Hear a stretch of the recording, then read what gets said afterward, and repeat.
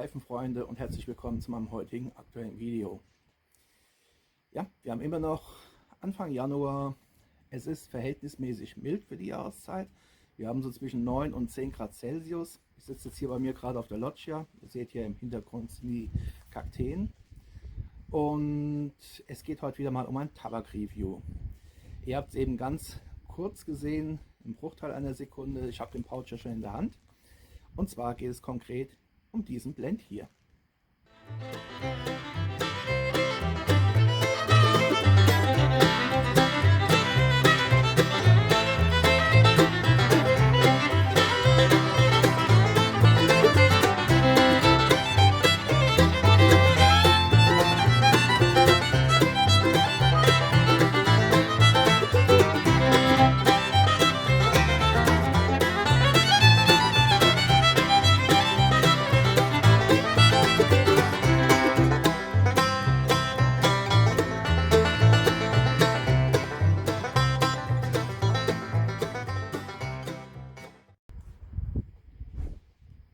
Ganz richtig. Es geht um den Apple Strudel von Boswells in Chambersburg, Pennsylvania. Hier ist mein Beutel. Dort kann man den Tabak unzenweise kaufen. Man sagt halt eben, ich möchte den Tabak haben, 1 Unze, 2 Unzen, 3 Unzen. Wobei es den Apple Strudel inzwischen sogar in Dosen gibt, zu 2 oder 4 Unzen. Ja, die Beschreibung im Internet gibt nicht allzu viel an Informationen her. Heißt halt einfach nur aromatisiert mit einem Hauch von Apfel und Vanille. Soll ja ein wenig an Apfelstrudel erinnern. Jo. Aber würde ich doch mal sagen, bevor wir jetzt hier auf den Tabak selbst eingehen, erstmal kurz ein Blick, wie der Tabak ausschaut und dann machen wir weiter. Bis gleich.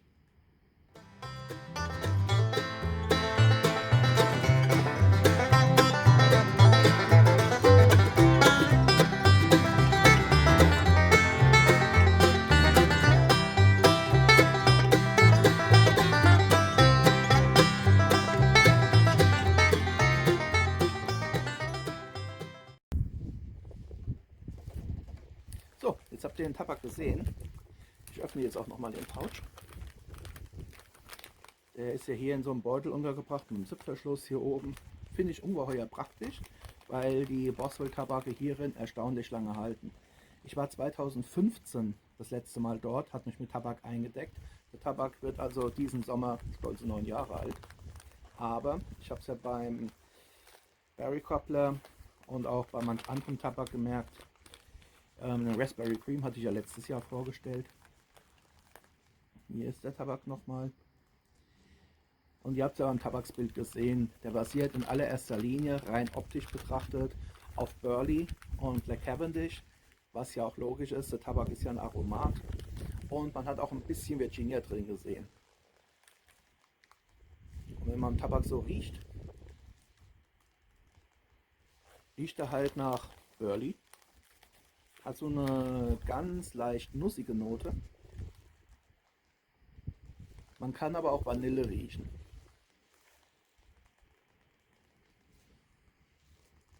Von Apfel kann ich jetzt hier vom Geruch her gar nichts merken.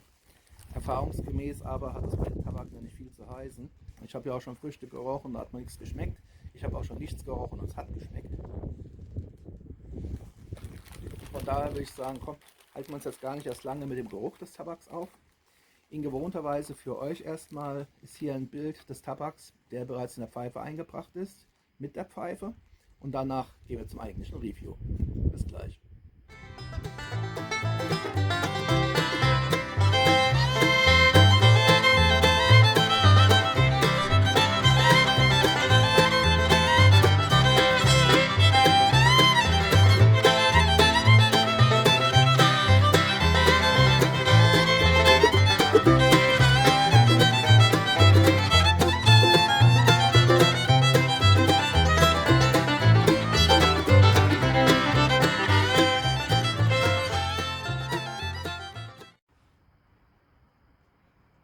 Hello again, hier ist die Piepe.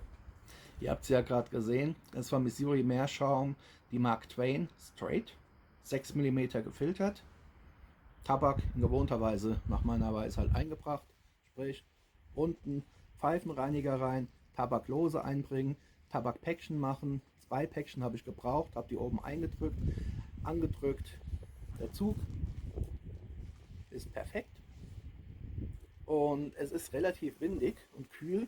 Deswegen hatte ich mir hier, das habt ihr auch schon gesehen, Pfeifenfeuerzeug zurechtgelegt. Ich hoffe, es klappt auf Anhieb. Ansonsten gibt es hier einen Cut und dann geht es nach dem Entzünden weiter.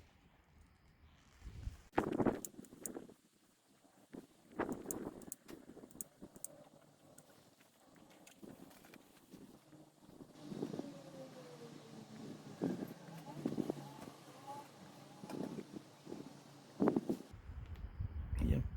Tabak bäumt sich nur ein ganz klein wenig auf.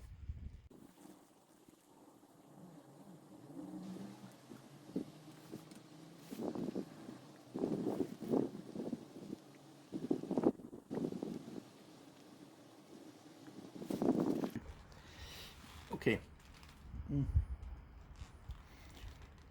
Es ist ja hier oben gut am Klimmen. Seht ihr auch, die Oberfläche gleichmäßig grau. Ich werde es noch mal ein bisschen glätten, mehr nicht. Das Feuer ist sofort gut angenommen worden, trotz des Windes, der mir hier gerade so ein bisschen die Asche runterbläst. So, jetzt aber Oberfläche geglättet. Und man merkt wirklich, es ist ein Burley-basierter Tabak. Die Virginias sind nur sehr wenige enthalten. Das heißt, nach dem Anzünden hat man auch gar keine bittere Note dabei, was man von Virginias gewohnt wäre. Braucht auch noch ein bisschen Feuer.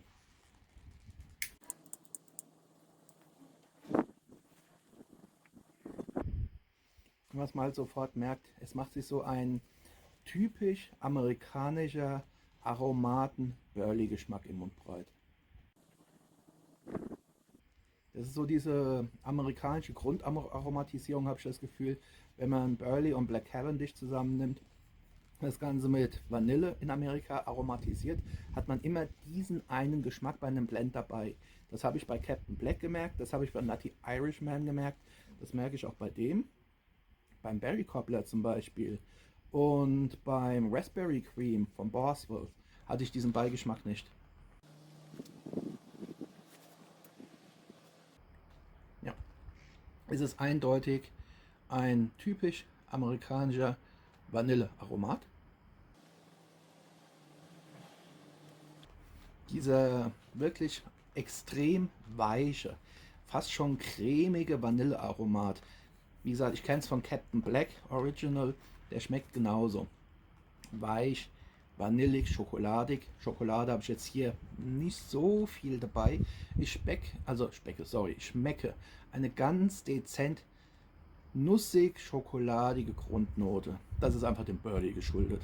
Aber es ist keine Aromatisierung mit Schokolade. Die Aromatisierung hier ist ganz klar geschmacklich Vanille. Mit einer Fruchtnote. Es ist eine ganz dezente, subtile Fruchtnote dabei.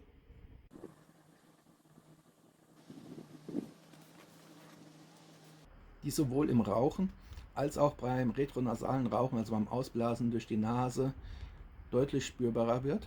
Also man kann es durch die Nase besser wahrnehmen als rein in den Mund. Und das erinnert tatsächlich ein bisschen an Apfel. Aber nicht diese extrem säuerlichen oder extrem süßen Äpfel, sondern es erinnert mich geschmacklich so ein bisschen an Bratapfel, finde ich. Nicht ganz so süß, leichte Fruchtnote, leicht angeröstet, angebraten. Das Einzige, was fehlen würde, wäre Zimt. Weich, sanft, der Rauch ist kühl, obwohl die Glut hier durch den Wind ständig befeuert wird.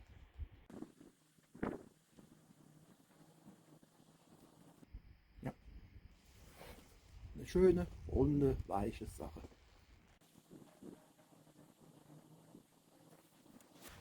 Ich muss allerdings gestehen, wüsste ich nicht, dass es Apple Strudel ist und nach Apfelstrudel schmecken soll. Es fällt schwer, den Apfel als solchen, wie gesagt, zu erkennen, weil wenn man Äpfel kennt oder was mit Apfel hört, dann erwartet man ja grüne Äpfel, rote Äpfel, gelbe Äpfel, irgendwas Apfelmäßiges zumindest. Und wie gesagt, was ich aber eher rausschmecke, das ist eine Art Bratapfel. Also sprich Apfel von der Grundvariante, vom Grundgeschmack her schon, aber eher so in die leicht, ja, würzig ist der falsche Begriff, an die leicht angeröstete Note. Kommt höchstwahrscheinlich aber auch so ein bisschen durch den enthaltenen Burley, der ja durch das Nussige und auch diesen Hauch von Schokolade im Grundaroma so das Aroma natürlich ein bisschen abändert. Weil ich kann mir vorstellen, wenn man Schokolade mit Apfel mischt, habe ich noch nie gehabt in der Form, aber könnte ich mir so ungefähr vorstellen, dass die Säure oder die Süße vom Apfel so einen leichten Dämpfer durch den Kakaogehalt bekommt.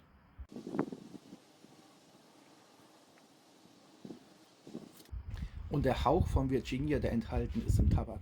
Man konnte ja wirklich nur sehr wenig sehen. Beim Anzünden konnte man Virginias gar nicht merken. Es war nichts Bitteres dabei. Ich schätze mal, dieser Hauch von Virginia dient einfach nur so ein bisschen der Abrundung. Und wenn es ein süßlicher Virginia sein sollte, wovon ich ausgehe, dann hat er ja einen hohen Zuckergehalt.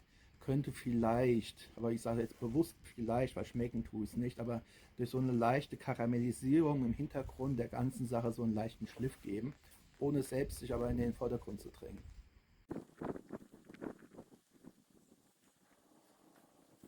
Ja, der Homepage habe ich entnehmen können, dass dieser Blend hier 2006 entwickelt worden war.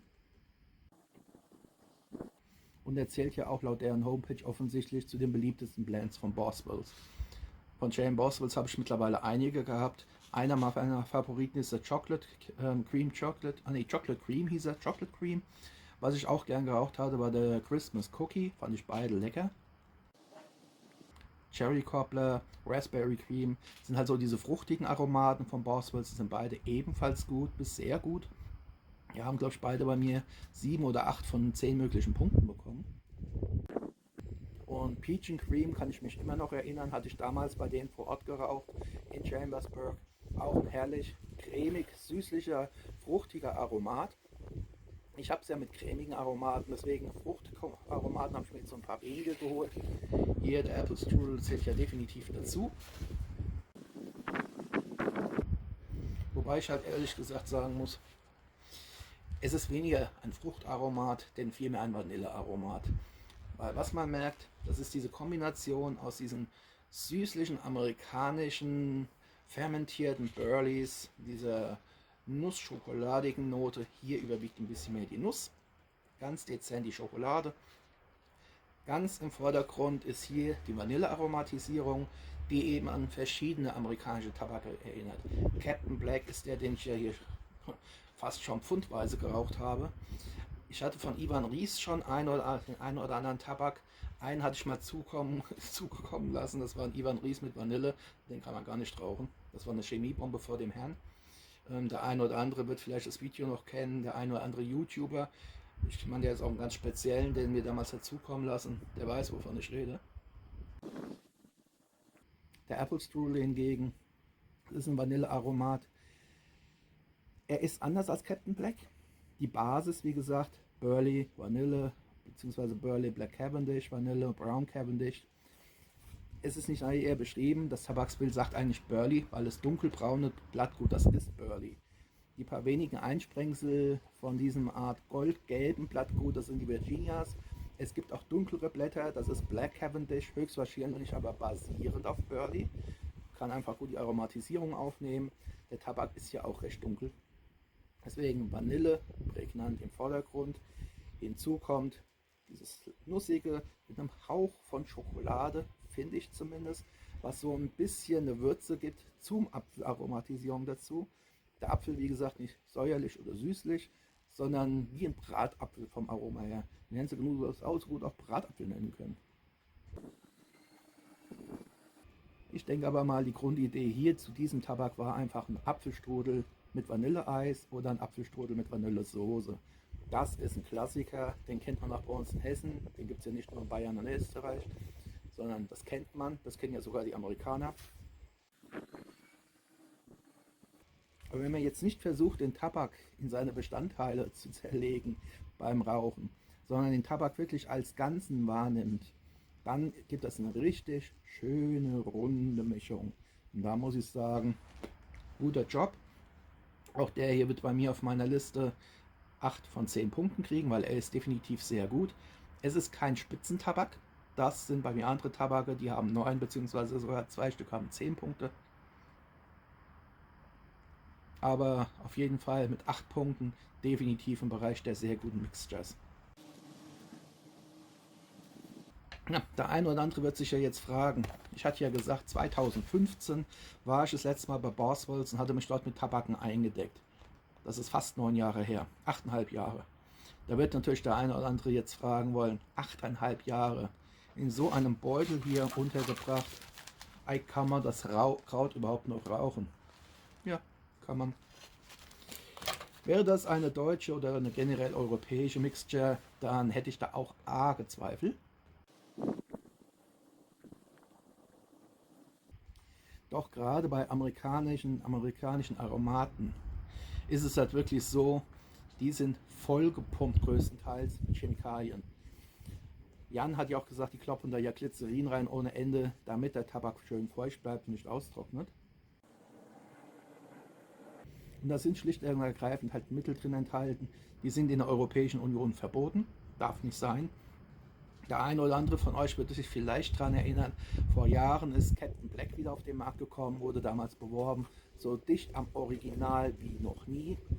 Für mich, der ich Captain Black liebe, ist die Captain Black Mischung der, ich glaube STG war es, Scandinavian Tobacco Group, Faustschlag ins Gesicht gewesen, weil das Kraut, das sie hier verkaufen, hat mit dem originalen Captain Black Original aus den USA absolut nichts gemeint. Und deswegen auch hierzu, der Tabak ist immer noch ideal, absolut ideal konditioniert. Er ist weich genug, die Aromatisierung ist da, ich spüre die Vanille, ich spüre den Apfel. Er klimmt freudig, liebevoll herunter, gibt eine schöne, einheitlich hellgraue Ascheschicht. Ist weich, ist rund, brennt nicht, kratzt nicht. Es ist einfach eine runde Sache. Apple Strudel von J.M. Boswells in Chambersburg, Pennsylvania. Da ich ja jetzt weiß, es wird sich hier nichts mehr tun, den Tabak kann man erfahrungsgemäß zumindest 2/3 runterrauchen. Man hat die volle Aromatisierung. Nach 2/3 geht die Aromatisierung flöten. Nach und nach, das werdet ihr merken. Dann geht die Vanille ein bisschen zurück, bleibt dann nur noch als Hauch verspürbar. Der Apfel geht ganz weg. Man schmeckt aber noch den Burley. Man hat immer noch so eine leicht nussig-schokoladige Note, wobei die Betonung auf nussig liegt. Ich sage deswegen nussig-schokoladig, die Alternative wäre nussig-erdig, der wäre würzig, das ist er definitiv nicht. Und zum Schluss bleibt halt nur noch ein Häufchen graue Asche über. Gut verrührt, Pfeife trocknen lassen, ausleeren, Pfeife reinigen, wegstellen, fertig. Keine große Hexerei. Der Rauch hier, der Tabak, der raucht sich auch gemütlich weiter runter. Bei so einer Pfeife hier runde 70 Minuten. Deswegen, das Video läuft seit 18,5 Minuten. Ich werde mich jetzt zurücklehnen, weil ich weiß, ich habe noch eine knappe Stunde Rauchen vor mir. Und wenn ihr hier in den Topf reinschaut, ihr seht hier auch, es ist hier oben noch nicht mal 1 cm weg. Ich habe also noch eine ganze Menge Tabak hier aufzurauchen. Ich habe noch was vor mir. Von daher wünsche ich euch weiterhin alles Gute. Ich bin auf eure Kommentare hier unten gespannt. Wie ist eure Meinung zum Video? Wer von euch kennt vielleicht von Boswells den Apple Strudel? Und das geht natürlich vor allem Richtung USA, weil die haben die noch öfters vorrätig zu Hause als hier in Deutschland. Aber ich weiß auch hier von einigen Pfeifenrauchern, dass sie auch schon den einen oder anderen J.M. Boswells Blend hatten. Ich wünsche euch ein Happy Puffing. Bleibt meinem Kanal gewogen, bleibt gesund. Wir hören und sehen uns auf jeden Fall wieder hier auf meinem Kanal zu dem einen oder anderen Review, Tabak, Pfeife oder Zubehör. Macht's gut. Bis zum nächsten Mal. Ciao.